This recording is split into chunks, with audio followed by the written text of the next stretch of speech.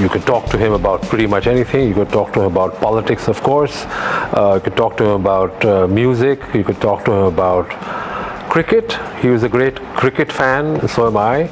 And in fact, we played together in the same team for a good, 3 years. We played cricket together. After he finished his stint here, he moved to New York. And subsequently I moved to Washington to work at the IMF.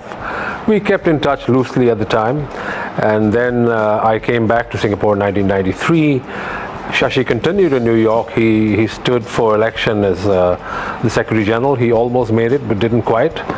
And then, to my surprise, he went into politics. Since then, we have kept in touch. Every time he comes to Singapore, we always get together for a dosa or something like that. He's a vegetarian, you know. So yeah, so I've known him since '82. That makes it how many? 36 years? Yeah, that's a pretty long time. He's an amazingly versatile writer. I mean, he's written books on topics ranging from movies, you know. He wrote about Bollywood, he wrote about riots, he wrote about colonialism, his bestseller on the British Raj. He's now written a book on Hinduism, his interpretation of what it means to be Hindu. He's written books. He's written the Great Indian Novel, which is a sort of a sweeping thing, sweeping story of India, sort of going back. And he's written a biography of Nehru. I mean, this is, by the way, a partial list. I'm sure he's written much more.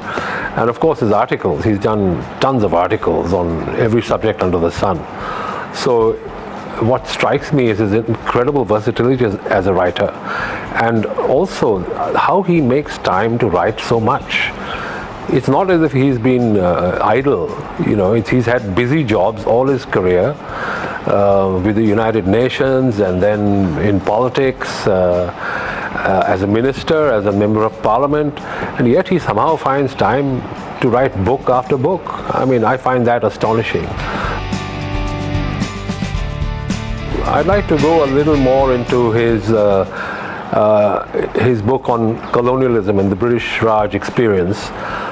There are some questions that I feel he has not been asked about that, which I want to pursue, and that will lead us on to the issue of globalization, because of the British Raj experience, I think India was a bit slow to open up to the world, and then very gingerly it did so in the 1990s. Then the world became more and more globalized, but now there's sort of backlash against globalization. So there have been all kinds of interesting developments, and I'd like to ask him, you know, how Indians feel about globalization today.